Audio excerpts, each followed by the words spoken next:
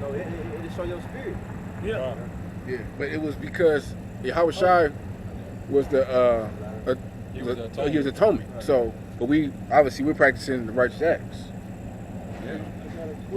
Plus, I mean, why wouldn't you want to take a day to Exactly. humble yourself before the Lord, man? Come. The Lord deals with a humble, contrite spirit. You know? Beautiful. And you don't even realize when you are in that state, you're more near and closer to Him. That's when the Lord will actually sup with you. Versus, you know, you bloated, you full. You know what I'm saying? Your mind ain't clear. Mm-hmm. The spirit ain't really with you when you feeling that way. You know? Shit, Prophet Ezra, Daniel, most of the prophets, a lot of them had to do a lot of fasting to receive those visions and secrets. So you know that's the way that he deals. Yeah. Giving you those revelations in that spirit. Every time Ezra was getting a new revelation, the angel would tell him, all right, we'll go fast for this amount of time. All right, and then I'll disclose this information to you. Mm-hmm. Step away from the flesh real quick. Yeah, you gotta be outside of the flesh. You can't, your flesh can't hold around about the information about it. And look, because he was still in the flesh, like Ezra in particular would vomit and shit, man. Yeah. He'd be like, oh shit, his flesh would have to release something out of it. Mm-hmm. It was too much for the flesh to endure, but his spirit could hold it. Yeah, those prophets that went through that, they was uncomfortable, man. They wasn't you know, they didn't have it the way we have it. You know, it was probably losing weight, because you know, all that fasting and throwing up and you know what I'm saying. And when you having those abundance of visions like that, that can wear you out, man. You lose sleep. You lose sleep. You look tired. Like they showed you in that one movie, man. What was the name of that movie, man? Where it was the Issacharite dude from Crash. Yeah. But he was in a movie where he was constantly getting visions of the chariots. I can't think of the name. I know the one. It's a one-word name of the movie. And it's one of the words we know these words. We know the word. Yeah. We frequent around the word. But Not Oblivion or nothing like that, but it's a a word. good movie. Yeah. It's a good movie.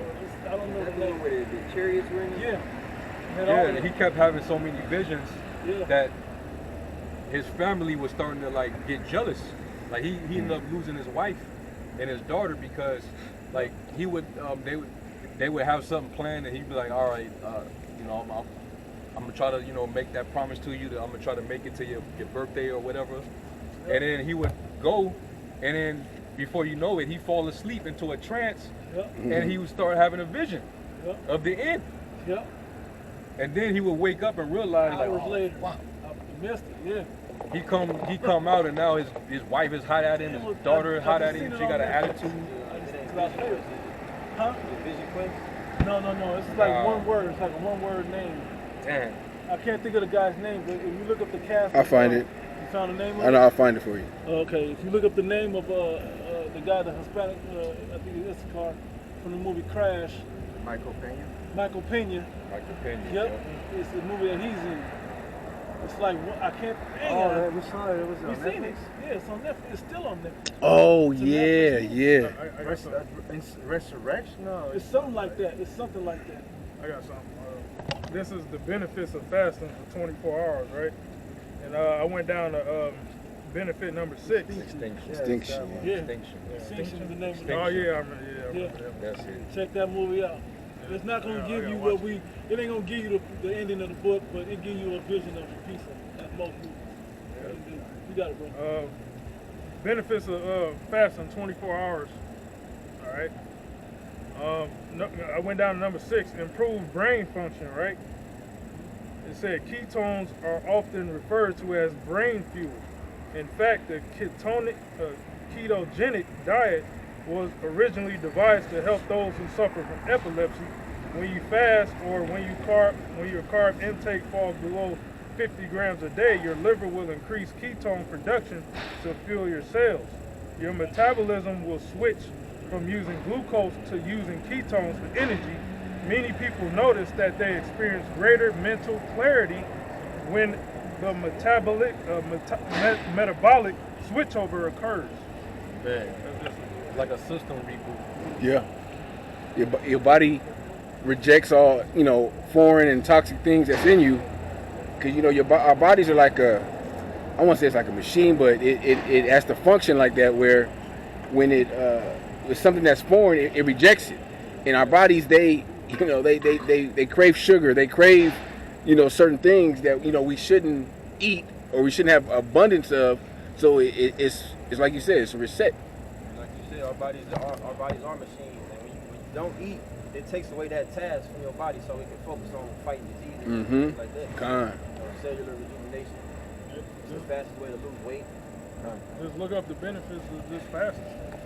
And that's why when you brought up epilepsy, like you were talking about cellular regeneration, that deals with like the neurons and basically the misfires of your brain, because it's directly correlated to like your eyes, the rods and the cones, due to flashing images or an abundance of quickly moving pictures and things like that. Light, so when you fast, it's basically healing those functions back so that you can become whole again. And where does your spirit, like where's your heart?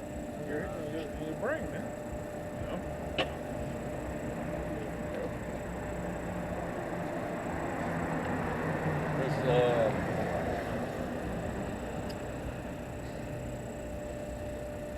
This is Psalms. Hold on. Excuse me.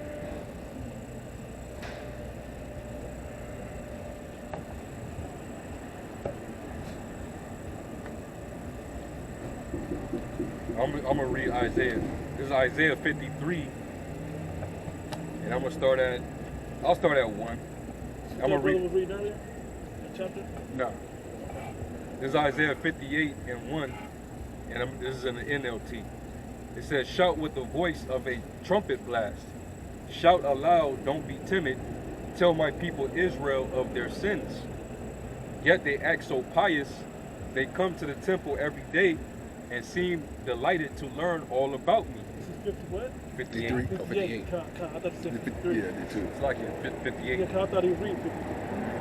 They act like a righteous nation that would never abandon the laws of of its God. They ask me to take action on their behalf, pretending they want to be near me. This is talking about Jake being a fake righteous, basically being hypocrites. Like when Yahushua was saying, when you fast, don't do as the hypocrites. Mm-hmm. We're not supposed to be that way. You're supposed to really afflict yourself. All right? It says, "We have fasted before you," they say. "Why aren't you impressed? We have been very hard on ourselves, and you don't even notice it. I will tell you why." I respond, "It's because you are fasting to please yourselves. Even while you fast, you keep oppressing your workers. What good is fasting when you keep on fighting and quarreling? This kind of fasting will never get you anywhere with it." So like, for example, we're going into this day to afflict our souls, atone for our sins. But what good is it if you still got an alt with a brother? Mm-hmm. You still ain't really, got over yourself, or whatever situation might be going on between you and another brother. If you still got that animosity there, then that sacrifice really ain't accepted. It's not accepted. You got to do it with purity, man. You got to have a pure, genuine heart, man. Certain dudes gonna go into the fast knowing that they got problems, man, and ain't even trying to handle it. You see? So you got to go in if you got an alt with a brother, make sure that's getting taken out of the way before you even go into a day like that. It says, "You humble yourselves by going through the motions of penance, bowing your heads like reeds bending in the wind. You dress in burlap and cover yourselves with ashes. Is this what you call fasting? do you really think this will please the Lord? And basically, you just acting. So Yahweh Shai was saying, when you do fast, wash your face and anoint yourself. Because you don't want to appear like you just, you just got the look of being humble, like you suffering. You know? Yeah. It's Matthew 6 and 16. Moreover, when you fast, be not as the hypocrites of a sad countenance, for they disfigure their faces, that they may appear unto men to fast. Verily I say unto you, they have their reward. But thou, when thou fastest, anoint thine head and wash thy face, that thou appear not unto men to fast, but unto thy Father which is in secret, and thy Father which seeth in secret shall reward thee openly. Yeah, because it's an internal thing more than an external thing. It's not for everybody to be all in your business about what you're doing, especially if they're not in the know. It's more so for you to truly be repentant on the inside, to really be afflicted, and not to be like, oh my God, slobbering. It ain't for that, man. It's for you to still have some outward control about yourself, but on the inside, most high, he sees your sincerity. He's gonna let you catch it. He's gonna let you feel it. That's how you know the pain is being received. Because he senses it, and then he's gonna give you more to see. Are you really serious? Are you gonna? If I make you feel like you're about to faint, you gonna go drink some water right now? You got 3 hours to the sun doing that? There's little things like that you gotta learn to be stronger in spirit over your flesh. That's right. It says, verse 6, it says, no, this is the kind of fasting I want. Free those who are wrongly imprisoned. Lighten the burden of those who work for you. Let the oppressed go free, and remove the chains that bind people. Share your food with the hungry, and give shelter to the homeless. Give clothes to those who need them, and do not hide from relatives who need your help. In other words, your charity. Yeah. All right. Because charity is goodwill. That's what love is. It's real love.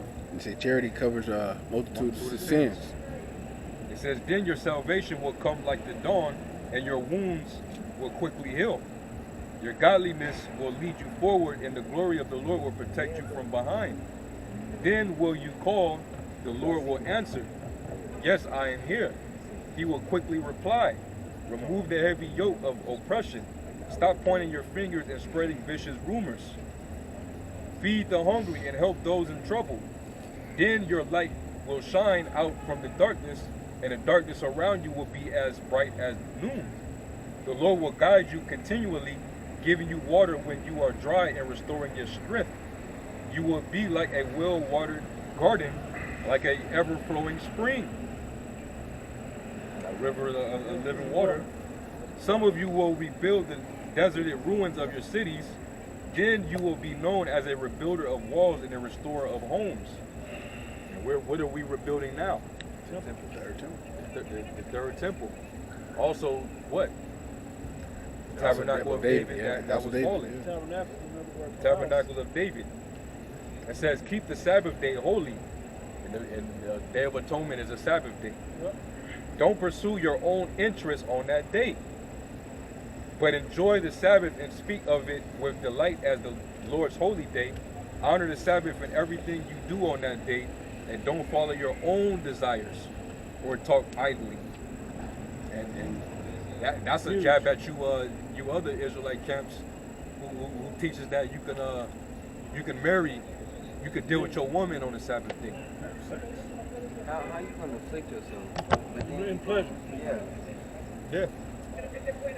So, because if you believe that you can deal with your woman on the Sabbath day, then you saying you can also deal with your woman on the Day of Atonement.